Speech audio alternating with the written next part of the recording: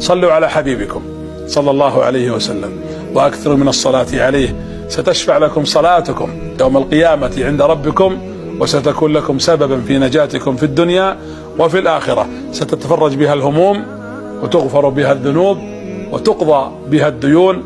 وصلى الله على محمد. ومرحبا بكم في روتين جديد ان شاء الله. قلت لكم في الفيديو اللي فات باذن الله تعالى اللي احنا ان شاء الله باش نكملوا بقيه التنظيفات تاع المطبخ في الروتين هذا. كنت عملت جزء، المره هذه نكمل ان شاء الله باش نفرغ القجرات نتاع المغارف، التيروار والسيبور نتاعهم. وكيف ما تعرفوا واحد كي يبدا مزروب يجبد كيف ما جاء. عندي مغارف معينين نستعمل فيهم، لكن واحد ساعات يستسهل يجبد يحط يتخلب زوال وما يقعدوش الحق منظمين. اليوم باذن الله قررت نشاركهم معكم باش نحاول نغسلهم باذن الله تعالى، وان شاء الله نخليهم يتنشفوا ومن بعد باش نرتبهم وننظمهم.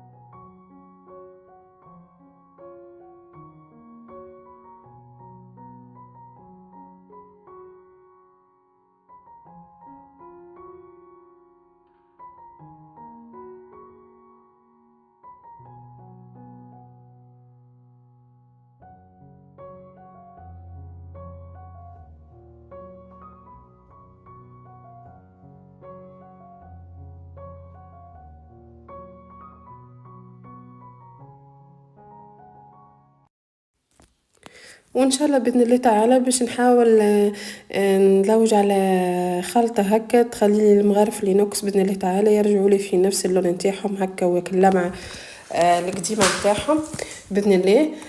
واذا كان اي واحد يعرف اي خلطه ولا اي حاجه جربها هكا ورجع المغارف والفراشة يعني كيف ما كانوا ما يبخلش علينا باذن الله. اما اذا كان اكتشفت خلطة باهية اكيد مش نخدم معها نستعملها وحدي، الاكيد باش نشاركها معكم باذن الله. باهي. وبالنسبة للمغارف راني اغلبيتهم راني نستعمل مش على كبر عائلتي الحق، لكن نستعمل في مغارف كيف ما نقولوا هكا ديما مخليه استعمل اليومي. كيف ما قلت لكم مانيش وحدي نجبد، اللي يجي باش يجبد هو ما ثمش في القجر الاول معناه يتعدى القجر. وما ننكرش زاده اللي ساعات نبدا مزروبه هكا وباش نخبي ونرجع كل حاجه بلاصتها وباش نتعدى نصور الفيديو نتاعي ولا باش نتعدى نطيب حاجه. تلقاني هكا نزرب باش نرتب وكل شيء تخلت لي البلايص ما نحط كيف ما جاء ونقول هاي تو بعد باذن الله نرتبهم. يتعدى فك الكلمه هذيك هذاك هو الحق. هنا التنظيمات هذه عملتها راني هي والحقوق نتاع الحوارات قبل رمضان، لكن ما شاركتهاش معاكم وقتها. باهي. اليوم قلت باذن الله بما اني باش نشبدهم وننظفهم ونتفقدهم ونرتبهم ان شاء الله نشارككم التنظيفات نتاعي الصغرونه والبسيطه يا ربي.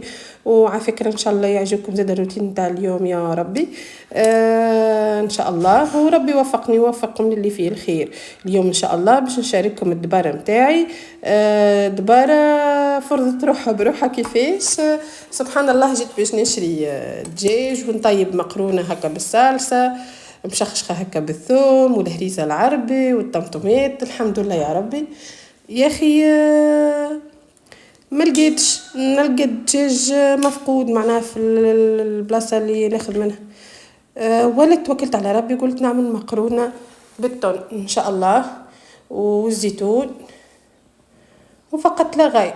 عملت هنا طماطم قشرت الثوم وهرسته مع التابل والكرويه وشويه زيت وملح وباش نقلي هكا شويه اش مجال نحلها في شويه الماء طماطم على خاطرها ومرفا نعمل بالطماط كونكاسي الطماطم هكا تبدا فريش بالبازيليك ولا بالثوم ان شاء الله. لكن المره هذه قلت والله ما نجربها بالطماطم العادي اللي ناخذ فيها بالكونسونطري حكوك وجتني ما شاء الله بنا ما شاء الله وبدت نقلي فيها وكل شيء وبشوي بشوي كل مرة هكا نحلها شوية ماء على خاطر حسيتها السر فيها في التقلية. كانت المطعم تاع القروسية تنحب التقلية باهي.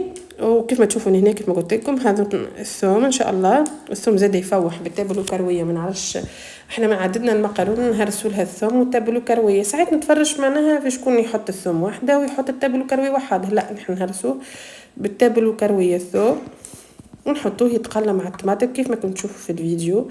وبعد باش نمرق لها ايش ما جاء بما انها ما فيها حتى شيء جوست غلوه صغرونه ما با دومي كراف استغليت الماء بين التقليه والمرقين ومن بعد غطيتها باش تبقى تيبلي شوي ان شاء الله. ونخليكم مع بقيه الفيديو ان شاء الله.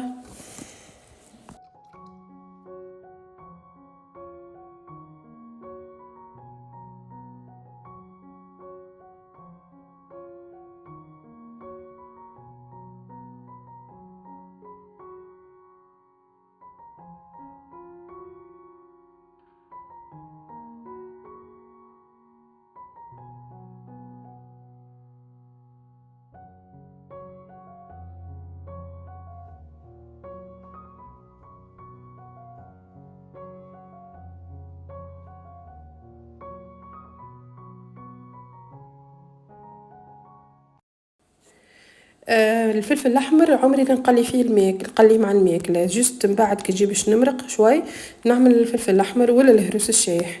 اكيد شفتوا الحكه اللي قبل هذه حطيت شويه هروس شايح وهذه حطيت خاطر الهروس عامله معاه شويه ثوم باهي شايح زاد الثوم الشايح دخلتها بالهروس يخليه يصبر ويفوح ما شاء الله مع بعضها مش برشا راه خاطر الكسكسي كما تعرفوا ما يحبش الثوم بالنسبه لي ما نعملش فيه الثوم باهي. ضفت الهروس الشايح وضفت الفلفل الاحمر ومرقت لها وها كيف ما قاعدين تشوفوا وحطيت عروش الرند وتويكا باش نغطيها سله رايد برا هذه ميم با 4 دراج نص ساعه بالحساب جوست شنيا ما حطيتش الماء نتاعها يغلي بجنبها على خاطرني معناها مزلت يعني مش مستحقه جوست نحب نضمن الصوص نحطها على جنب. ومن بعد التالي وقت نجي باش نحضر الماكله نتاعي نحط الماء يتغلى ونحط المقرونه باذن الله تعالى. ملاحظه صغرونه الهروس الشايح نستعملها في اغلبيه المأكولات نتاعي من عجه من كسكسي المقرونه الملوخيه كنفوح اللحم باذن الله اغلبيه المأكولات اللوبيا نستعمل فيه في كل شيء. دونك الثوم كيف ما قلت لكم كي قلت الكسكسي راني نقصد انه معناها الهروس نستعمل فيه في كل شيء. دونك الثوم ما نعملش فيه برشا هكا سنين يتراس كامل جست نحطها شوي باش نضمن هكاكا اللي الهروس نتاعي ما يعدمش لي. وملاحظه اخرى راني في الصيف نحطها حقه الهروس في الفريجيدير باهي علاش باش نضمن انها ما تسوسليش وتقعد لي الصلاحيه نتاعها ما شاء الله حتى يكشي ل6 شهور باذن الله. ولهنا تعديت نصبت في المقرونه ونسيت ما قلت لكمش اكيد راكم شفتوا في الفيديو قشرت كعبتين بطاطا قسمتهم على 4 وسمتهم في الماء والملح والكركم ومن بعد ان شاء الله كيف ما تشوفوا تبعا باش نقليهم في الزيت ونحطهم ان شاء الله مع المقرونه. والحمد لله يا ربي ويا فضل ونعمه من عند ربي وتعشينا وتغدينا وشبعنا ولك الحمد يا ربي وربي يديمها نعمه ان شاء الله. نخليكم مع بقيه الفيديو ونخليكم ان شاء الله تعجبكم التباره نتاع اليوم ونرجع نقول لكم راه المحتوى نتاع قناتي راهي مش يعني افكار في المطبخ فقط ولا يعني جست روتين يومي معناها شنيا نطيب واذا كان عملت حاجه جديده نوريه لكم نشاركها معاكم واذا كان دبرتي معناها شنيا التنظيفات اللي قمت بها الديكورات جديده ولا اي حاجه قناه تاع روتين.